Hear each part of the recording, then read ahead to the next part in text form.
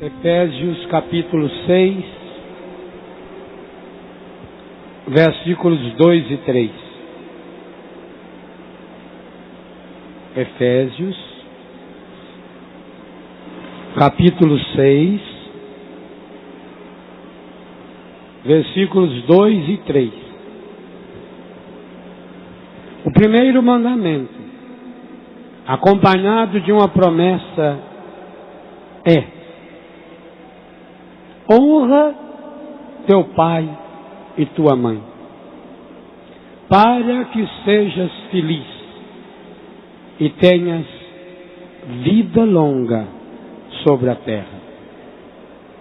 O primeiro mandamento, acompanhado de uma promessa, é: honra teu pai e tua mãe, para que sejas feliz e tenhas longa vida sobre a terra. Palavra do Senhor.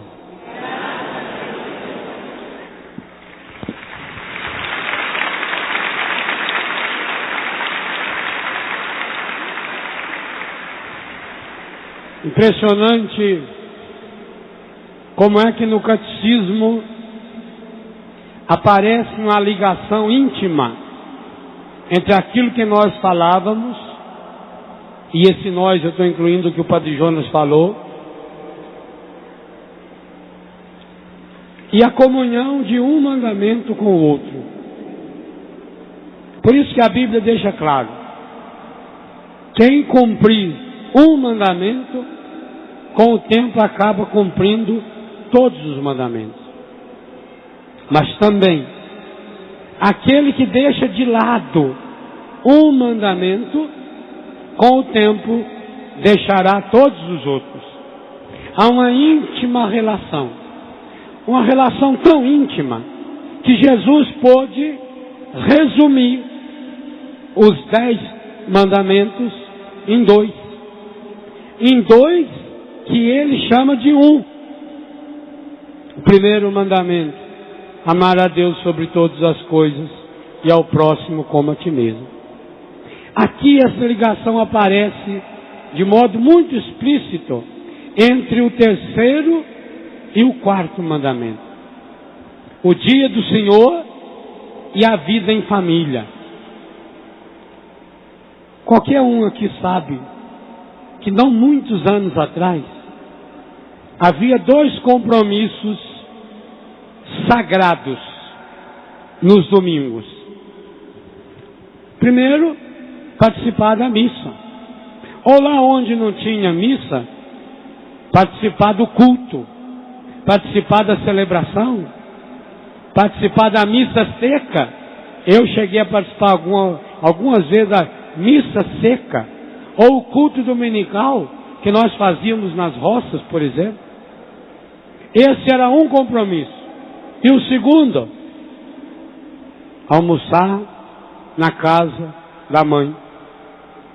Gente que vinha de longe, e aqueles que não podiam, que moravam na outra cidade, reunir a sua família para comer uma macarronada, para partilhar a vida.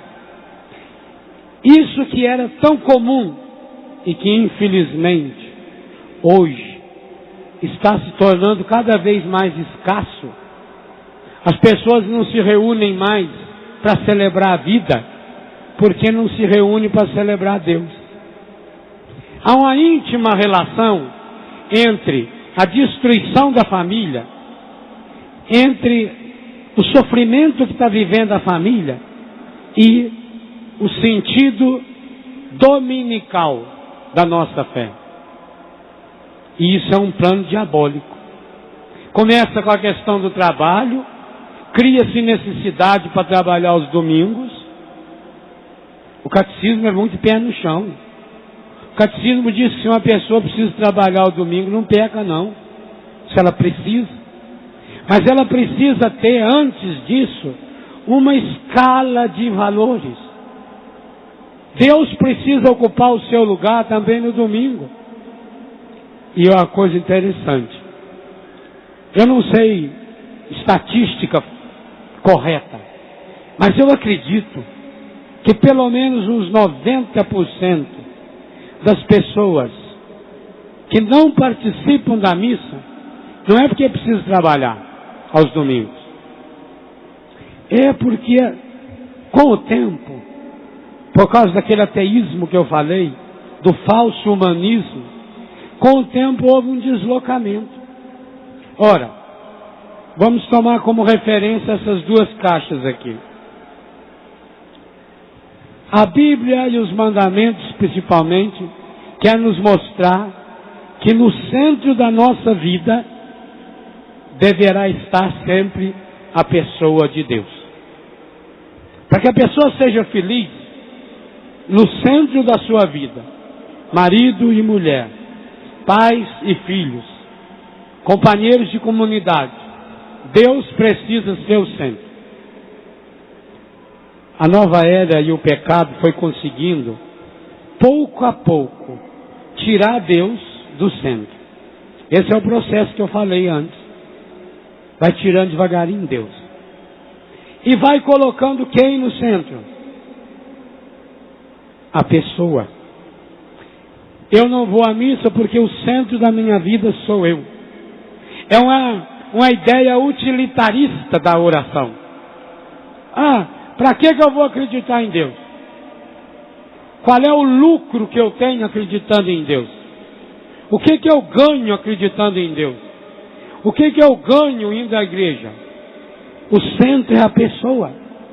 Quando acontece esse deslocamento, Deus deixa de ser o centro. E a pessoa passa a ser o centro. A pessoa passa a ser o referencial da sua vida. E Deus vai ficando de lado. A palavra de Deus não tem mais força. A palavra de Deus não tem mais peso. Os direitos de Deus, e é interessante, talvez a menos coisa que se diga no catecismo sobre os direitos de Deus, seja de fato direito de Deus. É impressionante, quando narra o terceiro mandamento, o foco principal é o bem-estar verdadeiro da pessoa. Lá no catecismo cita social, cultural, familiar. Engraçado, quando fala do mandamento do domingo, um dos argumentos principais é a convivência familiar, que nós perdemos. Perdendo a força da família, não nos reunimos mais para celebrar. Domingo virou dia de festa, da praia, da bebida, dos namoros estragados, de dormir até tarde, aonde a gente pensa na gente mesmo. Quantas pessoas no domingo desligam o despertador e acorda 11 horas, meio-dia, aí já acorda mal-humorado, porque foi deitar de madrugada, aí come 2, 3 horas da tarde, aí quando chega no final da tarde está com preguiça, e dá graças a Deus se chegar uma visita, para não precisar ir para a comunidade. Rapaz, eu estava até pensando em a missa, quando faltava meia hora para ir para a igreja, chegou lá um parente nosso, e infelizmente ele não é de igreja. Fazia muito tempo que ele não ia lá em casa, então eu fiquei sem jeito de deixar ele lá e ir para a missa. Mas que pena, foi para isso que o Espírito Santo levou ele na sua casa. O Espírito Santo está sabendo que aquele parente seu está precisando de uma experiência de cura, de restauração. E como o Espírito Santo sabe que você não perde a missa de jeito nenhum, o Espírito Santo deu um jeitinho de fazer com que ele fosse na sua casa, para que você o levasse para a missa. Meus pêsames, você falhou nessa missão. O Espírito Santo está bem chateado. Perceba como é que é a articulação do encadido. É uma desculpa humana. E por isso esse seu parente continua cada vez mais infeliz. Aí chegou lá, foi ver um joguinho na televisão, a mulherada foi fazer uns quitutes, uns bolinhos, a bebida, e falar mal, e reclamar da vida, e aquele seu parente foi na sua casa e saiu de lá pior do que entrou. Isso quando não dá discussão, isso quando não dá briga. Vocês percebam a íntima relação quando a gente tira Deus do centro da nossa vida, quando a gente se coloca no centro da vida. Lá fora tem pista de Cooper. Quando a gente se coloca no centro, porque quando a gente se coloca no centro, a gente não fica no centro. O encardido ajuda você só a sair e ir para o centro, a tirar Deus do centro. E quando você está no centro, ele começa a colocar o peso dele em cima, e você acaba entregando o centro da sua vida para o pecado. É um processo aparentemente simples. Porque é chato deixar essa pessoa. Como é que eu ia largar esse parente, esse tio, essa tia? E que pena. Se Deus estava querendo usar, Espírito Santo querendo usar você para levar esse parente, esse amigo, para estar perto de Deus, o encardido conseguiu fazer com que você se afastasse de Deus por causa do seu parente.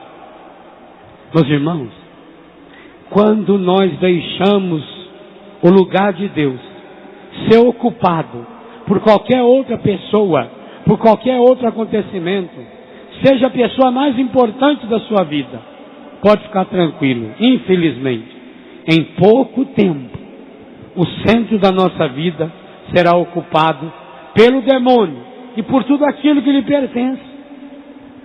Que pena. Dói no coração perceber que é isso que está acontecendo com as nossas famílias.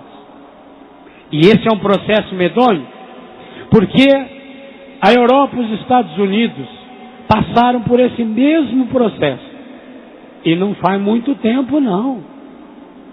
É coisa aí de 50 anos. Basta assistir um filme de faroeste, por exemplo. Um filme rodado há 30, 40 anos atrás. Para você perceber como a família era importante. Como a fé era importante. Lá naquelas cidadezinhas pequenininhas, lá no interior dos Estados Unidos, tinha lá uma capela. E lotava. Ou da igreja católica, ou de qualquer outra religião cristã. O processo foi igualzinho aqui. Foi deslocando. O domingo foi virando o dia do divertimento, o domingo foi virando o dia do descanso, e deixando de ser dia de oração. O dia do trabalho, o dia de ganhar dinheiro. Que coisa, em 30 ou 40 anos, que lugar ocupa a família hoje, na América do Norte e na Europa? Lugar nenhum. Aliás, começou-se agora a substituir legalmente a família. O que é o casamento homossexual? Homem-mulher com homem, mulher com mulher. É exatamente isso. É a ideia de que essa é a nova família. Uma família que não pode nos preencher. Uma família histérica, esterilizada. Uma família que não dá crescimento. Onde as próprias pessoas que têm o problema sofrem horrores, barbaridade. Não é esse processo que já está acontecendo no Brasil? Levou-se os meios de comunicação para a zona rural e, infelizmente, deixa-se de lado uma fé viva. No Brasil, por final de semana, nós temos em média 18 missas transmitidas pela televisão. Mas em quais horários? 5 da manhã? 6 da manhã? Por exemplo, uma missa 6 horas da manhã, aqui, em Manaus, é 4 horas da manhã. Quem levanta nesse horário para assistir uma missa na televisão? Segundo, 99% desses canais, alguns até católicos, é missa de 45 minutos, 1 hora. Quando eu ia celebrar a missa na televisão lá em Santa Catarina, quando a gente entrava para começar a missa, já vinham os técnicos para avisar. Não pode passar de 45 minutos. E quando às vezes a gente esticava um pouquinho, eles começavam a dar sinal. Pouco diferente da canção nova. A canção nova, quando você começa a pregação, tem uma plaquinha assim, 60. Só para o sermão. Percebam, a diferença está aí. As próprias emissoras de televisão que colocam a missa só para dar uma roupagem católica a uma programação que é absolutamente contrária à nossa fé. Usa da missa na televisão para dar uma fachada e para um desencargo de consciência. Porque a pessoa, eu já fui à missa na televisão, já assisti à missa, não preciso ir na comunidade. Meus irmãos, nem a missa da canção nova, de 2h30, 3 horas, aonde Deus tem operado curas, milagres e prodígios, nem essa missa substitui a missa na comunidade, se você tiver condições de ir nessa missa. Mas lá na canção nova, lá tem o padre Edmilson que tem dom da cura, lá tem o padre Jonas que prega, lá tem o padre Léo, lá tem o bispo que participa, e lá na nossa comunidade é um padre que não vive a nossa espiritualidade, é um padre que celebra a missa rapidinho, nem sabe falar direito o português. Mas lá naquele altar, quando aquele padre, talvez até limitado, mais do que nós, talvez até vivendo no pecado, quando ele levanta aquela hóstia, o pão, quando ele levanta o cálice, é o corpo, sangue, alma, divindade de nosso Senhor Jesus Cristo.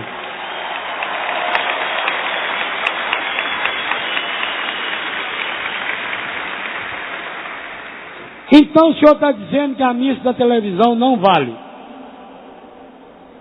Eu não estou dizendo isso. Eu estou dizendo que se você pode participar da missa na sua comunidade no final de semana, você tem essa obrigação.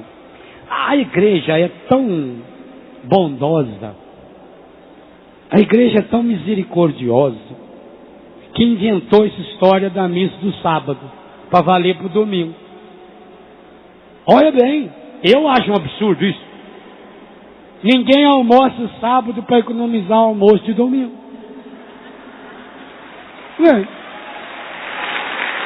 Almoço sábado e domingo.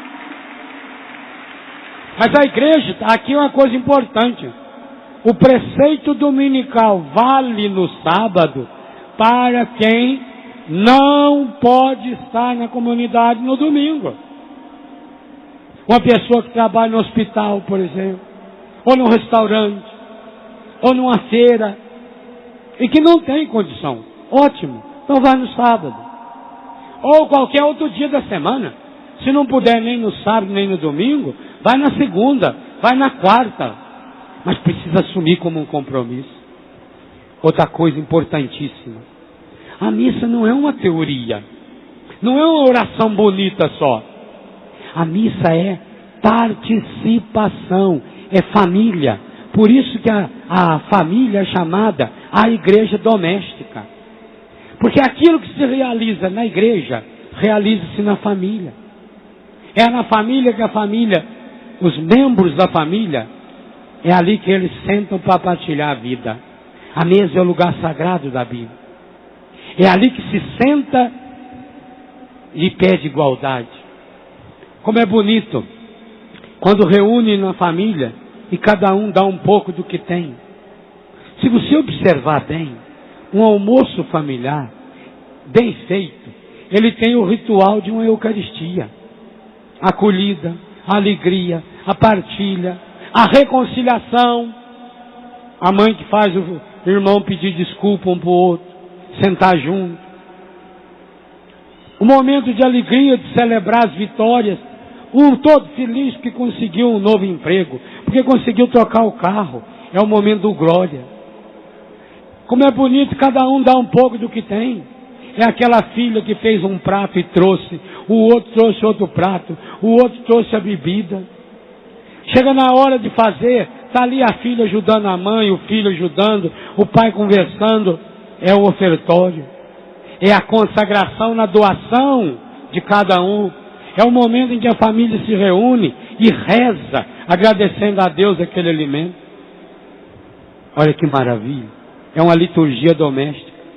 Se essa família tiver a graça de participar também da Eucaristia em família, aliás, antigamente eu obrigava ou a mãe pedia.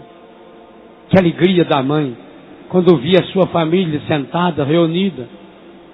Às vezes a mãe até ficava olhando para ver se aquele filho que mora mais longe chegava a tempo da missa. E ali a família estava para celebrar a alegria, aniversário, vitória, para pedir a graça de Deus na doença, no sofrimento, para rezar pedindo a cura na morte. A família reunida na igreja, em casa. A família reunida em casa que celebra na igreja. Essa íntima comunhão, fé, vida. A Eucaristia que é doação, que eu como. Você já parou para pensar o absurdo que é falar que nós comemos? Comemos. Você almoçou agora há pouco? Comeu um lanchinho? Ou é igual o gordo que fala que não come? Você conhece um gordo que fala que come muito? Eu quase não como. Eu acho que é tiroide. Aí você vai na casa dela na hora do almoço. Meu, mas que tiroide, né? Ali a gente descobre que a Bíblia fala com razão. A fé é como a fome. Remove montanhas. Eu quase não como, padre. Meu filho, quem não come fica magro. Se a gente não ficou magro ainda, por quê? É lógico. Você almoçou. Pegou aquele arroz, aquele pão, mastigou, engoliu. Aquilo foi se desfazendo. Agora, por exemplo, a hora da digestão. A hora da digestão é uma hora muito importante, porque o estômago fecha a entrada e a saída dele, e os ácidos do estômago vão destruir a comida que nós comemos, vão socar. E isso é um processo difícil, por isso que de vez em quando você tem azia, que volta, é isso. É que o estômago não conseguiu reter lá dentro. E aquilo que ele está fazendo lá dentro volta. Por isso queima aqui dentro. E depois que você come, a corrente sanguínea vai buscar aquilo que está lá, que presta, e joga para o organismo. E também, infelizmente, o que não presta. Mas não é o caso desse da Eucaristia. Gente, quando nós comungamos, isso é um absurdo. Isso é um disparate. Se não fosse Jesus que tivesse instituído a Eucaristia, a igreja jamais falaria na Eucaristia. Porque nós falamos que nós mastigamos Deus. Você põe na boca, ele derrete. Em menos de um minuto, o corpo inteiro está cristificado. Você se torna de fato, materialmente falando, o próprio Cristo Jesus. Que coisa espetacular!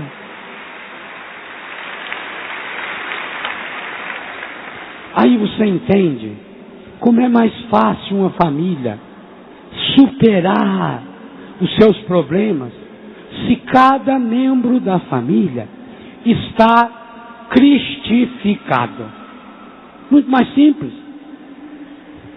Se eu estou vivendo a minha fé, alimentando a minha fé, estou vivendo atritos familiares com meu pai, com a minha mãe, marido e mulher, se cada um pensasse de fato naquilo que está acontecendo a partir da Eucaristia, como seria mais fácil os irmãos se perdoarem, como seria mais fácil marido e mulher se respeitarem. Porque se eu não vou respeitar a pessoa pelo mérito dela, eu vou respeitar a pessoa pelo mérito de Jesus que está nela. Como a vida familiar de fato muda quando se tem Jesus dentro da gente.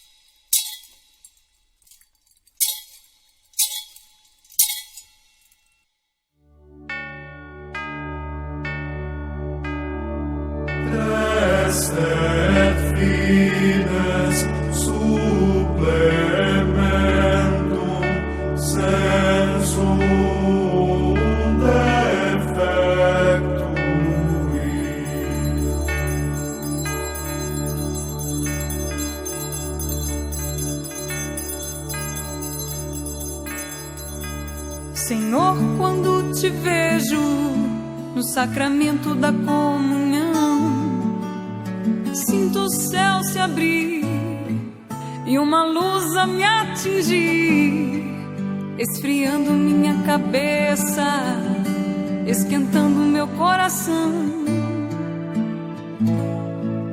Senhor, graças e louvores sejam dados a todo momento. Quero te louvar na dor, na alegria e no sofrimento, e se em meio à tribulação eu me esquecer de ti, ilumina minhas trevas com tua luz. Senhor, quando te vejo no sacramento da comunhão, sinto o céu se abrir e uma luz a me atingir, esfriando minha cabeça, esquentando meu coração. Senhor, graças e louvores sejam dados a todo momento. Quero te louvar na dor, na alegria e no sofrimento, e se em meio à tribulação eu me esquecer de ti, ilumina minhas trevas com tua luz. Jesus, fonte de misericórdia que jorra do templo. Jesus, o Filho da Rainha. Jesus, rosto divino do homem. Jesus, rosto humano de Deus. Jesus, fonte de misericórdia que jorra do templo. Jesus, o Filho da Rainha. Jesus, rosto divino do homem. Jesus, rosto humano de Deus. Chego muitas vezes em tua casa, meu Senhor, triste e abatido, precisando de amor. Mas depois da comunhão, tua casa é meu coração. então sinto o céu dentro de mim.